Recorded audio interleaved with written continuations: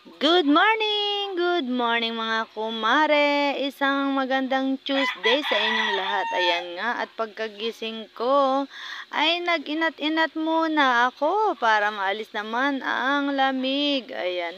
Syempre papawis kasi malamig na talaga. Christmas is waving mga kumare, and 13 month ng iba dyan is waving.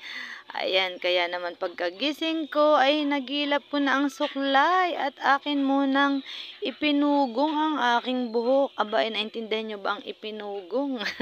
At bakit mabigla akong naisipan ang Tagalog na ito ng salitang Quezon? Ay syempre, ibig sabihin ay itinali ko nga ang aking buhok. At pagkatapos ko nga magdali ng buka, ay tanggal muna ng muta mga kumare, at hanggang hapon na naman yan na walang suklay-suklay, walang hilamos.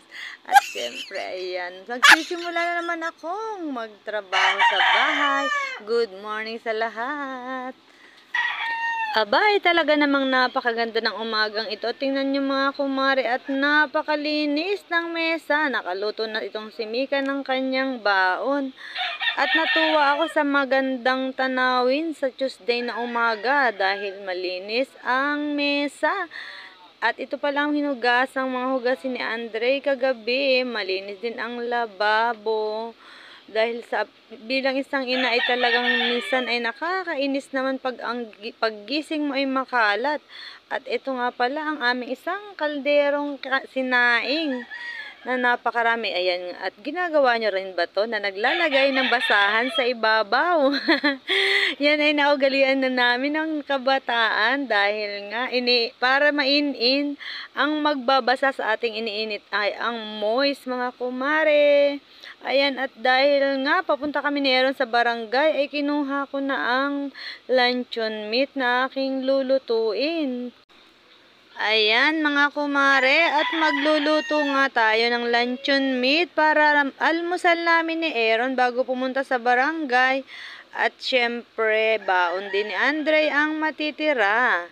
At maibalik ko nga pala ang nakaraan mga kumare ay kung tutuusin naman, hindi naman kami ganun kaluwagan ang kabuhayan. Pero kung maalala ko ang buhay namin ng kabataan, aba ay napakaganda naman na din para ikumpara sa nakaraan. Ayan nga, at ngayon kahit papano ay nakaabrilata. Nakaangat na ba pag nakaabrilata? Samantalang dati ay parang hindi naman kami nakakatikim ng mga ganitong dilata dahil pag walang-wala talaga ay sardinas ang dilata, 'di ba mga kumare? Ayan. At syempre mas mabilis na rin ang buhay ngayon dahil marami mga alternatives na pwedeng gamitin. O di ba napakabilis kong nagbukas ng dilata na samantalang dati naman ay kutsilyo ang ginagamit. Kaya eto na nga mga kumare, at naisipan ko pang itry. Naisip ko, itry ko nga yung ginagawa dati kung gaan. Ayan, muntik pa akong masugatan dahil dumulas nga ang kutsilyo mga kumare. Ano naman bang pumasok sa isipan ko, at naisipan ko pang itry ay baka mahiwa pa ang aking kamay. Ayan, napakahirap talaga kumare. Ikukumpara natin sa buhay namin dati ay talaga namang mahirap, o kaya hindi ko na gustong ibalik ang dati kong ginagawa. Ayan, at kinuha ko na ulit ang abrilata at itinuloy ko na ang ingay ng manok. Gusto kong magtinola. Sumasabay mga kumare sa aking mag-voice over. Ayan.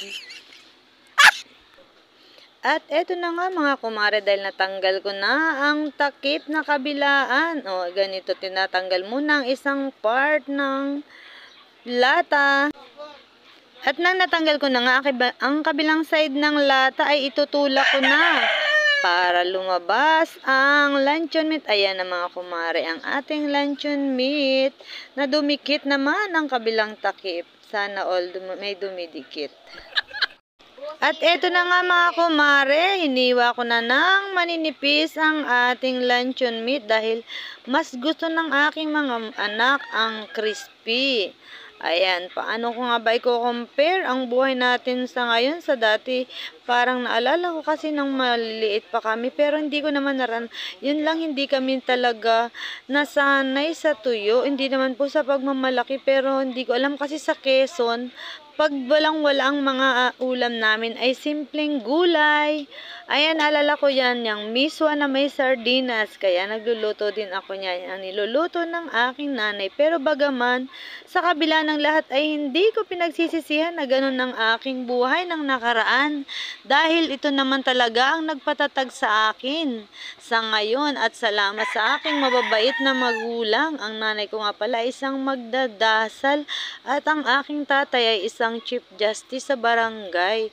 Kaya masasabi ko na okay naman ang pagpapalaki nila sa akin, kaya ganito ako ngayon. Dahil kahit simple lang naman ang buhay namin nung araw, ay napalaki nila kami ng maayos. Siyam nga lang pala kaming magkakapatid mo guys. Siyam lang ang kinaya ng aking magulang.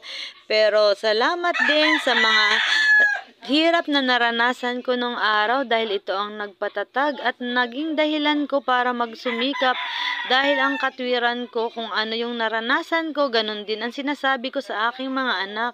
Yung nararanasan nyo ngayon dapat mas higit sa inyong naranasan ang maiparanas nyo sa inyong mga anak. Kaya lagi kong sinasabing magsumikap para di maranasan ng kanilang mga anak ang kanilang hirap na naranasan ngayon. At ayan nga guys, kung makikita nyo ay buti na lang naman at parang napaka-supportive ng aking si Mika dahil hindi siya nagagalit dahil may camera. Dahil sa totoo lang, may time na nainis siya. Ayan na naman ang camera, nakatutok. At nagsisimula na nga akong magpainit ng ating sasalangan ng luncheon meat mga kumare. Habang itong aking si Mika ay busy sa pagpiprepare ng kanyang baon. At natutuwa naman din ako sa mga anak ko dahil nagsilaki silang independent mga kumare. Minsan hindi na ako gumigising para asikasuhin ko sila. Sila na ang kusang magluluto, lalo na tong si Mika na para nangang siya ang naging nanay. Pag nasa trabaho ako ay siya ang nag-aasikaso kay Aaron at kung ano man ang wala sa bahay ay marunong na rin siyang dumiskarte. Ayan.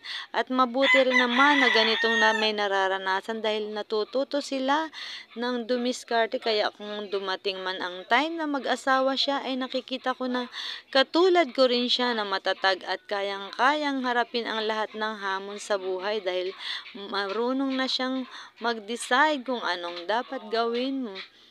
Hindi ko siya pinalaki na parang senyorita na pa cellphone lang. Silang dalawa ni Andre ang relyebo niyan sa paghugas kahit nga medyo pagod na sila sa pag-aaral ay talagang kailangan pagdating ang isa ay maghuhugas sa tanghali at ang isa naman ay sa gabi dahil yan ang kanilang role dito sa bahay.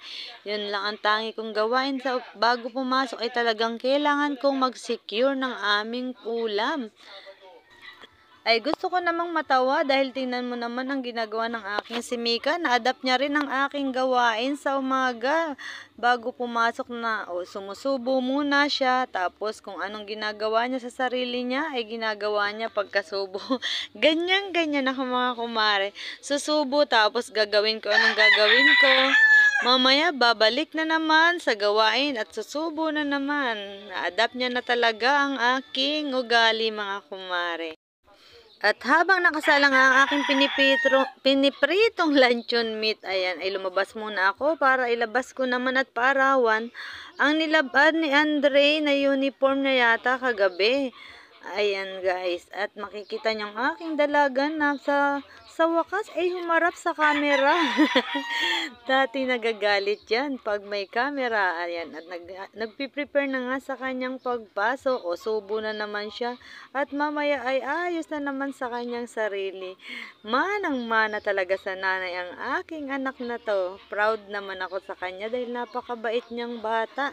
Masipag pa at talagang kitang-kita ko ang aking ugali sa kanya kung paano maging dumiskarte at maging independent talaga. Napakagaling. Saludo ako. Mahal na mahal ko ang anak ko ito na nag-iisang babae. Ayan nga, tinanggal ko na ang unang salang ng luncheon meat at hindi ko maintindihan ano bang meron sa luncheon meat na ito at napakwento na ako sa aking buhay. At ngayon ko nga lang napansin mga kumare na nakasarado pa palang aming bintana, kaya pinagbubuksan ko naman ang mga bintana. At itinaas ko na rin nga ang aking mga kurtina, habang ayan si Micaela naman ay sige ang subo. At talagang namang natutuwa ako dahil sa unang pagkakataon ay talagang hindi siya umiiwas sa camera, ang aking anak. At yan nga, at habang binabaligtad na ni Mika ang aking niluluto, ay di umupo na ako para mag-edit ng aking video para naman mapanood nyo na to. Thank you guys for watching. God bless!